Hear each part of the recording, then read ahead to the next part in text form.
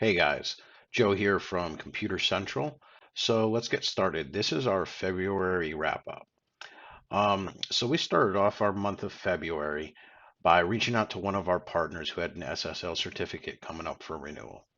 So we went ahead, being proactive, got approval from them, went ahead to go ahead and renew it, but it wasn't showing up in their GoDaddy account, so we had to call into GoDaddy. GoDaddy said the reason it wasn't showing up in the account was because it renews within 72 hours. But they saw the SSL certificate for their website sitting there.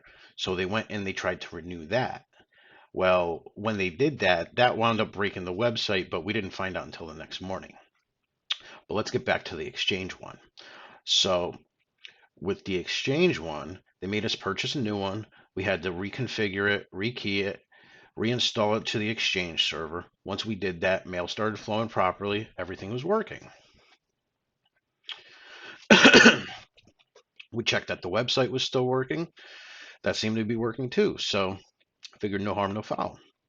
Next day, we received a message from the client stating that there was an issue with the website. So we went to go check it out. It looked a little strange, something like a GoDaddy side thing or maybe a web design thing. So we reached out to their web designer, worked with them in GoDaddy. GoDaddy told their web designer that the problem was that there were two different SSL certificates for the site, even though it's been set up like that for a long time.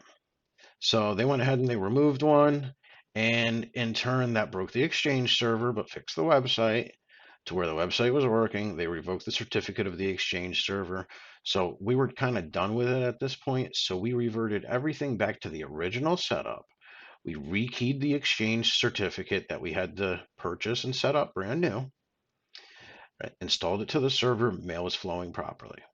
Then we repurchased the SSL certificate that they removed from our account. Once that was repurchased, we configured it, installed it to the web server. Website is working, and here we are 3 weeks later now, and it's still functioning properly. Problem resolved. So moving to the middle of the month, we had an attorney located in downtown Leesburg who stopped receiving email on Saturday and notified us on Monday. So, knowing the client, we figured it was probably a billing issue with their GoDaddy account. So, we went to go log into the account, but their passwords didn't work.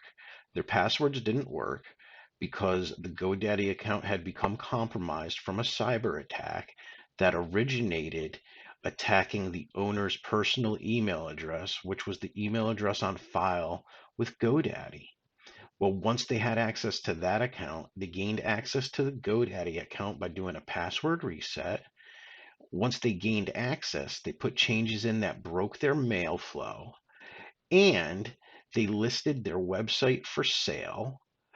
They input a bunch of redirect zone files so that pages of their website would redirect somewhere else. So we went ahead and reverted all that, secured all the accounts, enabled two-factor authentication so this can't happen in the future on the GoDaddy account, and made a strong recommendation that the owner set up two-factor authentication on his personal email address as well. And everyone there agreed. Leading up to the last thing that we found kind of interesting, this has been an ongoing issue for a little bit now. But there's some companies that don't have an internal IT department or decide to not partner with a company like ours. So they don't get to maintain their computer systems that well. And that was the case with this next client. So this next client, they were unable to print from a couple of different computers that they were previously able to print from. So when they went to go print, they would get an access denied message.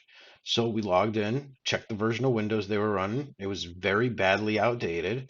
So we knew that this was the print nightmare vulnerability in Windows 10. So we went ahead, patched patched Windows 10 to the latest version, printed, boom, it printed right away. They called the following day with the same exact issue on another computer. We logged in, verified it was the same exact issue, so we resolved it the same exact way, and boom, it was able to print the first time that we rebooted after getting everything back up to compliance. So at this point, we recommended that we do an audit to all the computers to see what's badly out of date so we can get them back into compliance standards so they don't have to deal with this on a case by case scenario. They can know that this has been taken care of on all their computers. So we provided them with a quote. They're reviewing it right now, and we'll probably talk about that upgrade process in next month's wrap up. Um, you know, the thing is, if they were a managed partner and we managed and maintained each computer at their site, number one, those updates would have been done when they were released. Number two, they wouldn't have been not been able to print. And number three, had they become a partner, but their computers were still out of compliance, bringing those computers into compliance would have been free of charge. But the program's not for everybody, but we do strongly recommend it because it is highly beneficial and it allows you to get back to business and focus on your day-to-day operations that you know very, very well, like the back of your hand. And it allows us to focus on your technology and make sure that it works for you because we know that like the back of our hand. Thanks for tuning in. Stay tuned. We'll be back next month with another wrap up. And if you guys need anything at all technology related, come and see us. We're Computer Central. We're here to help. We manage technology so you can focus on business.